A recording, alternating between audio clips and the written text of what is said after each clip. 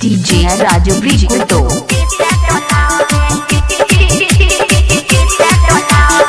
DJ Vikas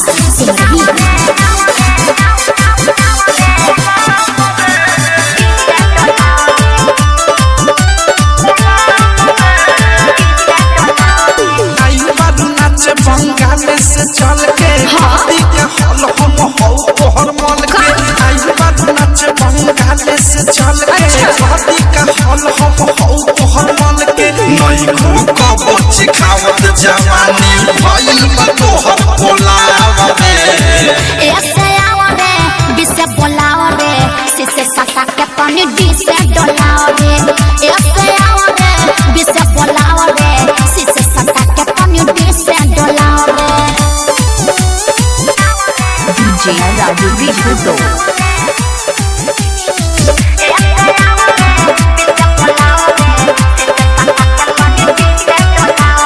नचला पलहु कत चोली के पटिया आव हई धल मुंह में 10 टकिया अरे 10 टकिया से अरे तो 2000 ले पुका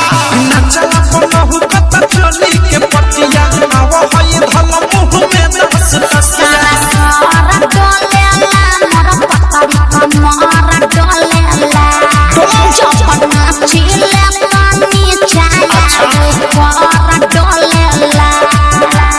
जागल बाते ताओ त कवनो भावना मोलावरे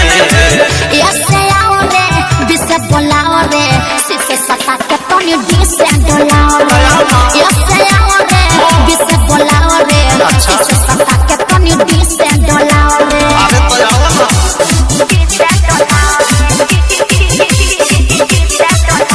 डायमंड रिकॉर्डिंग स्टूडियो चौराहा DJ Raju Brigito.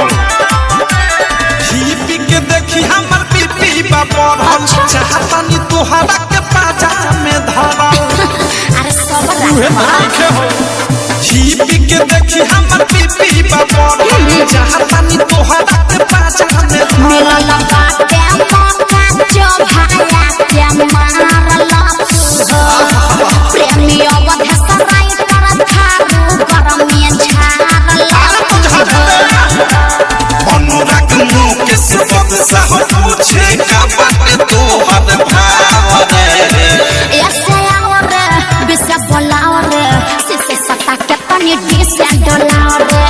ऐसे आओ रे बिसे बोलाओ रे सिसे सटा के पानी डी से डोलाओ रे आई बात नाच बंगाल से चल के हाथी का हल हम हो तोहर मन के नहीं खूब कबो सिखावत जवानी भइल बा तोहर बोलावे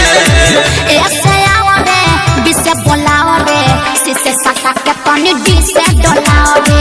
ऐसे आओ रे बिसे बोलाओ रे सिसे सटा के पानी डी से डोलाओ रे DJ Raju Brigito. डोला ली